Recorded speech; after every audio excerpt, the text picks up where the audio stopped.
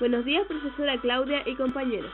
Hoy día, Paola Soto, Danixa Sotomayor y Diego Oliva les hablaremos sobre las proteínas.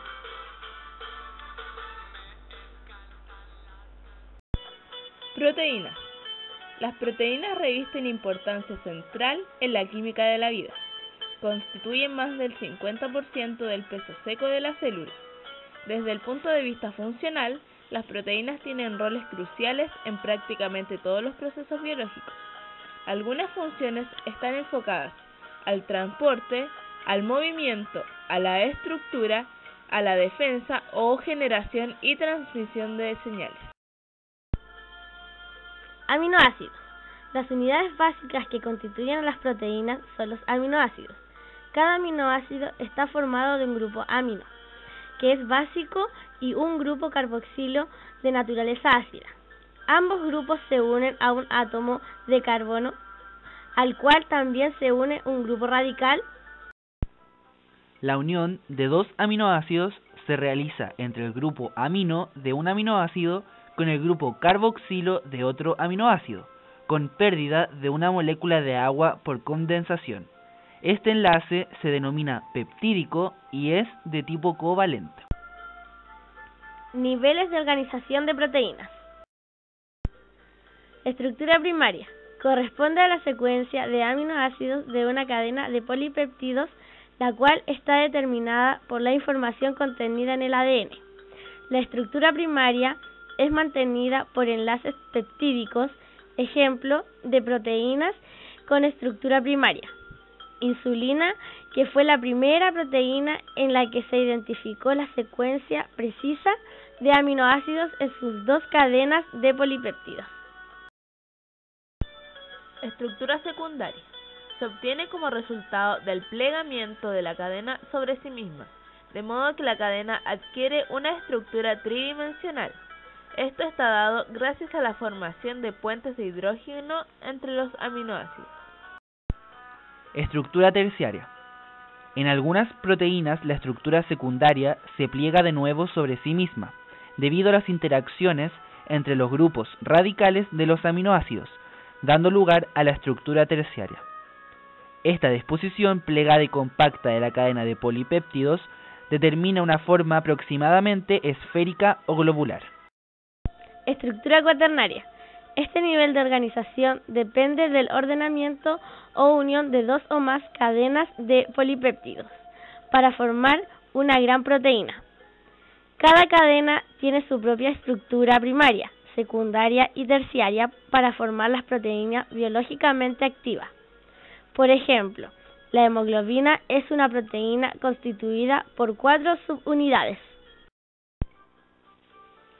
Las enzimas. Las enzimas son moléculas de proteínas que aceleran la velocidad de las reacciones químicas en la célula, sin ser consumidas en el proceso. Ciertas reacciones son activadas agregando un material que afecta la velocidad de ellas. El procedimiento se denomina catálisis y el material que la produce catalizador. La siguiente actividad ilustra el comportamiento de un catalizador. Cuando arde una sustancia orgánica, como el azúcar, se produce la reacción química llamada combustión. Es decir, la materia combustible, en este caso el azúcar, reacciona con el oxígeno del aire transformándose en nuevas sustancias. En el caso del azúcar, la combustión emite luz y libera calor. Caso 1. Con una pinza apropiada, sostenga un cubo de azúcar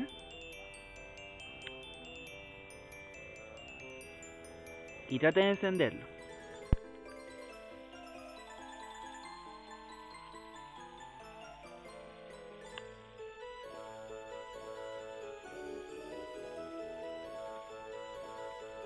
¡Uy, se está quemando el azúcar! Me cambió la visión de las cosas.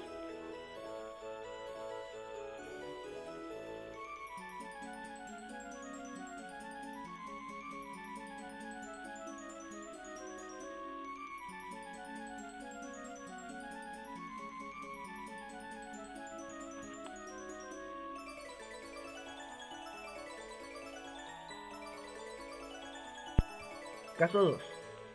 Frota ceniza de tabaco en la superficie de otro cubo de azúcar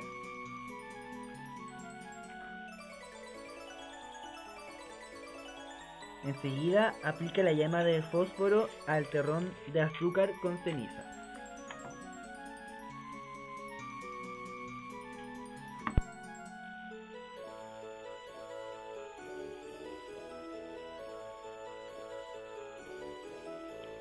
Es necesario saber que la ceniza hará que el azúcar no arda, porque la ceniza es el producto final de otra combustión.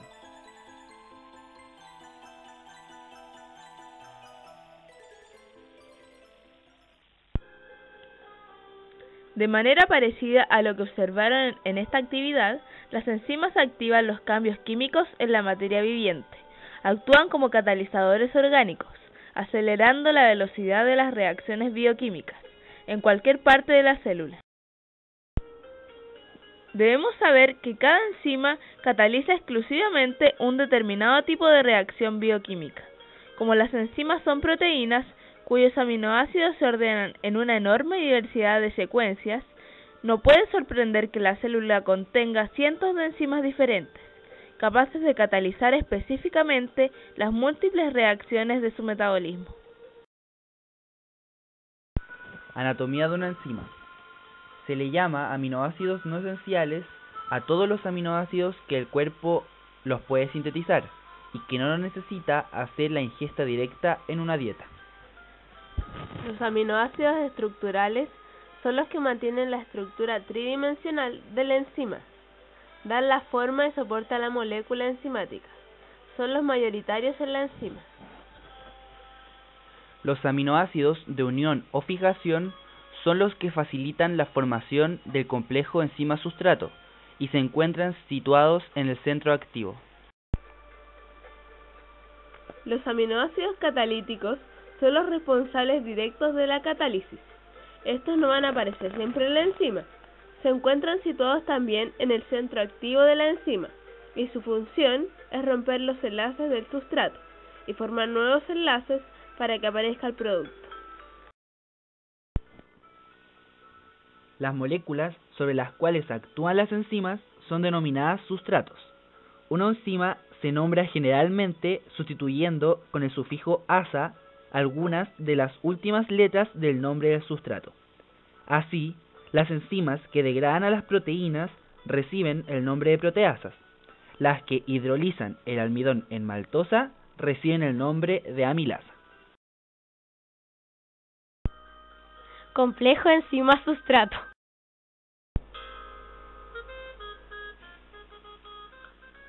El modelo de acoplamiento inducido establece que las enzimas son estructuras flexibles, por lo que el sitio activo permite a la enzima llevar a cabo su función catalítica. El sitio activo es complementario del sustrato solo después de que éste se una a la enzima. En el acoplamiento inducido, la interacción entre la enzima y el sustrato producen cambios de conformación en la enzima. El sustrato se une al sitio activo después de la formación del complejo enzima-sustrato.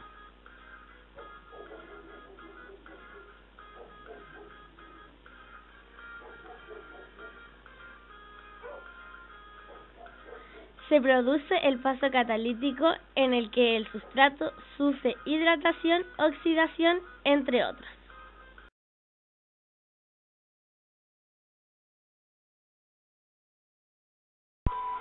Esta es una representación esquemática que muestra el sitio activo de la carboxipeptidasa. Esta enzima contiene zinc y está formada por 307 residuos de aminoácidos en una sola cadena de polipéptidos con un enlace disulfuro. Las flechas rojas apuntan al sustrato.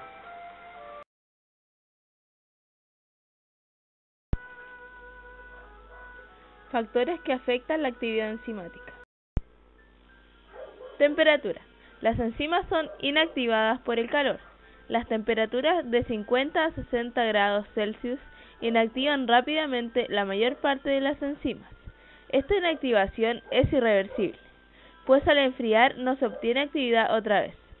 Esto explica que casi todos los organismos resultan muertos por una breve exposición a una temperatura elevada. Sus enzimas se inactivan y resultan incapaces de reanudar su metabolismo. Pero hay unas cuantas excepciones notables a esta regla. Algunas especies de plantas primitivas, algas verde-azul, pueden sobrevivir en fuentes calientes, donde la temperatura es próxima a los 100 grados Celsius. Estas algas son causa de los colores brillantes en dichas fuentes calientes. Por debajo de la temperatura de inactivación de las enzimas, próxima a 40 grados Celsius, la rapidez de casi todas las reacciones enzimáticas, igual que en el caso de otras reacciones, se multiplica por 2, aproximadamente al aumentar la temperatura 10 grados Celsius. Las enzimas no son inactivadas por la congelación. Las reacciones que producen tienen lugar muy lentamente a temperaturas bajas o se detienen, pero la actividad catalítica reaparece si la temperatura vuelve a la normal. El gráfico nos muestra la temperatura óptima para la cual la actividad enzimática es máxima. Las enzimas son, además, sensibles a los cambios de pH, o sea, de acidez o alcalinidad del medio. La pepsina, enzima que digiere las proteínas, secretada por la mucosa gástrica, tiene la notable particularidad de que solo actúa en medio muy ácido, de pH 2. La tripsina, otra enzima proteolítica producida por el páncreas, es ejemplo de una enzima que interviene mejor en medio alcalino, de pH próximo a 8,5. La mayor parte de enzimas intracelulares tienen óptimos pHs, cerca de la neutralidad, por lo que no actúan en medios ácidos ni alcalinos. Los ácidos y bases energéticos las inactivan irreversiblemente. El gráfico muestra el pH óptimo para el cual la actividad enzimática es máxima. La concentración salina. La concentración de sales es crucial para una óptima actividad enzimática. Una elevada concentración o una ausencia de sales en el medio pueden impedir la actividad enzimática, ya que las enzimas dependen de una adecuada concentración de iones para mantener su carga y su estructura. Diego, ¿quién es el señor de la fotografía? El señor de la imagen es Hermann Emil Fischer, un químico alemán que ganó el Premio Nobel de Química en 1902 y que propuso la analogía de la llave y la cerradura para las interacciones enzima-sustrato.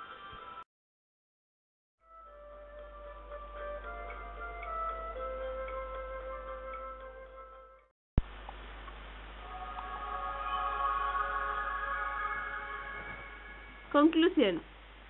Las proteínas desempeñan un papel fundamental para la vida y son las moléculas más versátiles y más diversas. Son imprescindibles para el crecimiento del organismo. Realizan una enorme cantidad de funciones diferentes. Las proteínas ocupan un lugar de máxima importancia entre las moléculas constituyentes de los seres vivos. Por esto son conocidos como biomoléculas. Prácticamente todos los procesos biológicos dependen de la presencia o la actividad de este tipo de moléculas.